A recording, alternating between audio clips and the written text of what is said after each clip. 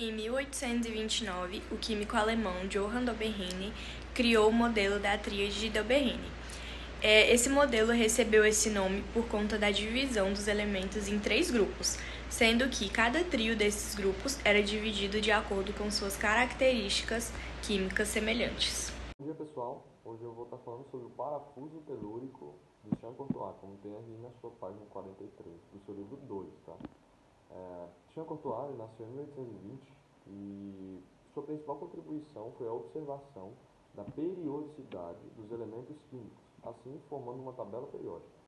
Quando Jean Courtois observou a periodicidade das propriedades físicas e químicas dos elementos, ele as organizou de forma crescente, baseando-se nas massas atômicas. E o que ele fez? Ele colocou sobre uma linha equidal, e essa linha equidal ela recobria um cilindro. E esse cilindro ele formava uns caracóis, né, como tem aí no exemplo do seu livro. E assim foi chamado de parafuso telúrico. E esse parafuso telúrico, o cilindro, né, ele na parte da frente ele vai de 0 a 8, como tem no seu livro, e na parte de trás ele vai de 10 a 14. Porém, o 16 existe, tá? E o 16 está onde? O 16 é o 0 que está aí, entendeu? Porque é o 0 barra 16. Aí o que fizeram, né? Porque assim é até meio difícil de entender, não tem 100%. Eles cortaram o parafuso, né, o cilindro, e colocaram de forma plana, como também tem no seu livro. E ele vai de 0 a 16, e é muito mais fácil de compreender.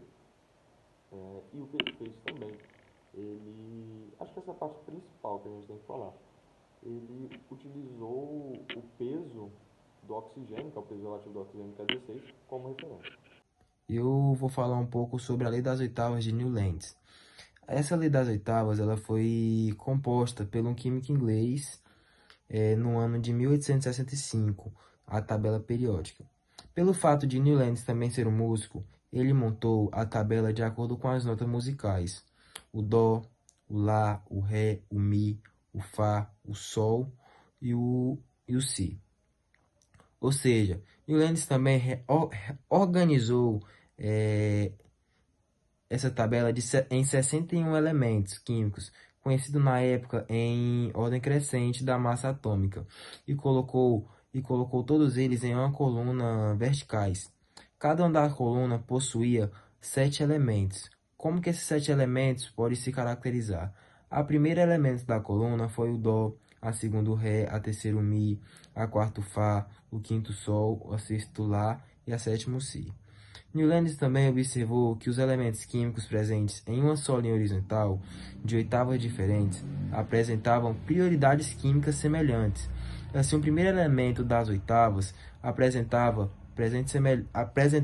outras semelhanças ao primeiro elemento da oitava. E assim foi que ocorreu sucessivamente esse processo. Hoje eu vim falar sobre a lei periódica de Mendeleev.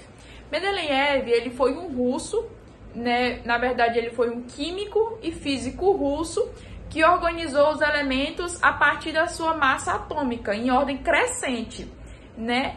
E ele utilizou os 63 elementos da tabela, né? E com isso, ele pegou o oxigênio e hidrogênio como compostos, né? Compostos padrões, a fim de identificar novas propriedades químicas a partir da sua reaticidade. E é válido falar também que nesses cartões ele fez 63 cartões, cada cartão é equivalente a um elemento. Só que nesses cartões, ó gente, trovejando, e eu gravando, ótimo. E dentre esses 63 cartões, desses 63 elementos, haviam lacunas. E essas lacunas, ele falava que iam deixar elas para que futuramente, quando novos elementos fossem encontrados, elas fossem preenchidas, né? Com isso, e aí iam preenchendo a tabela conforme novos elementos, como já havia falado.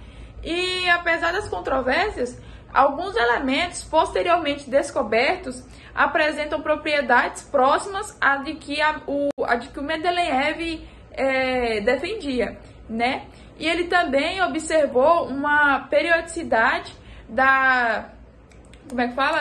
uma periodicidade das propriedades físicas e químicas dos elementos, né? Que deu origem à lei periódica, que ela falava que as propriedades físicas e químicas dos elementos são funções periódicas às suas massas atômicas, né? E também, apesar de tudo isso que o Mendeleev fez, no final das contas, o seu modelo ele teve que ser aperfeiçoado, porque nem tudo que ele defendia antigamente batia com o que a gente conhece hoje, né?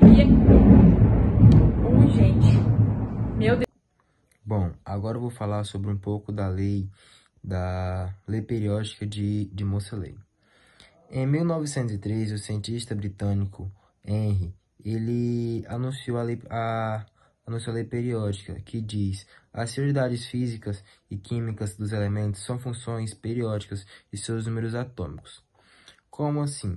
Ele descobriu que o número de prótons do núcleo de um determinado átomo era sempre o mesmo, e assim criou então o conceito de número atômico, com identidade de determinado átomo, considerando que não existe dois elementos com o mesmo número atômico.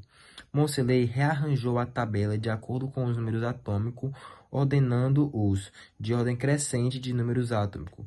Com isto, os problemas que ainda existiam na tabela despejaram devido ao trabalho de Moseley. A tabela periódica moderna está baseada no número de atômico dos elementos, sem conduto a abandonar os conceitos originais. Os modelos hoje são adaptados às novas descobertas e os novos resultados que foram sendo obtidos. Ou seja, Moseley ele chegou para revolucionar. Agora falando um pouco sobre a classificação dos elementos da distribuição eletrônica, começando pelos elementos representativos.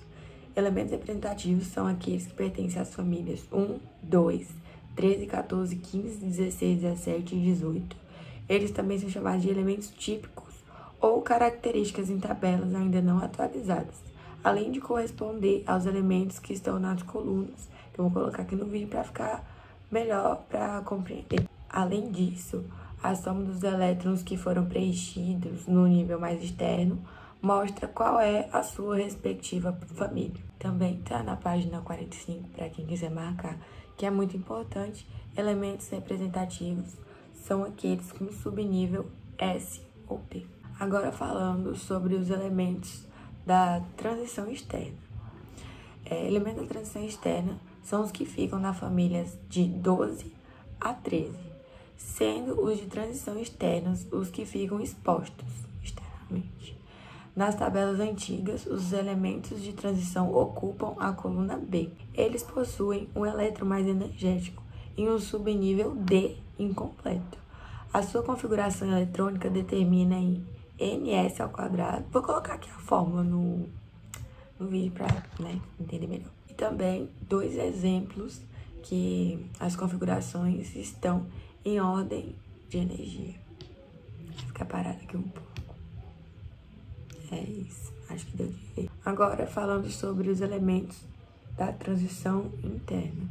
São elementos que ocupam o grupo 3 da tabela periódica, mas que ficam internos. E para ver eles, puxa uma linha repentina entre os períodos 6 e 7 abaixo da tabela. O período 6 é denominado de série dos lantanídeos e o 7 da série de actinídeos. Os elementos da transição interna também possuem um elétron mais energético do átomo do estado fundamental em um subnível F incompleto.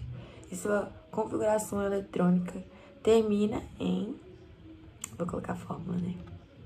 Eu acho muito complicado falar fórmula, então não vou falar. São elementos que apresentam um subnível F como o elemento mais energético. Mas também existem outras formas de classificação dos elementos, sendo eles os elementos cisurânicos, que são elementos naturais que vêm antes do urânico, com um número atômico menor que 92, exceto os exemplos que eu vou colocar aqui no vídeo.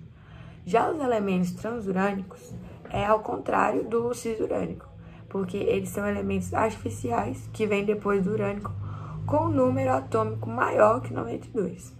Também tem os elementos radioativos, que na tabela periódica o divisor é o átomo bismuto, que é Z igual a 83, que após esse elemento, todos os elementos são considerados radioativos. Então, o número de períodos é determinado pelo número de níveis que o elemento apresenta na sua distribuição eletrônica quando está no estado fundamental. Ou seja, quanto maior o número do período do elemento, maior será a quantidade de níveis que cada um dos átomos do elemento apresenta. Os períodos são aquelas 7 linhas na horizontal que apresenta na tabela periódica. E os períodos são classificados de acordo com o número de elemento que eles possuem. Agora fiquem com a página da Andressa presencial, porque fica melhor para compreender a explicação do quadro.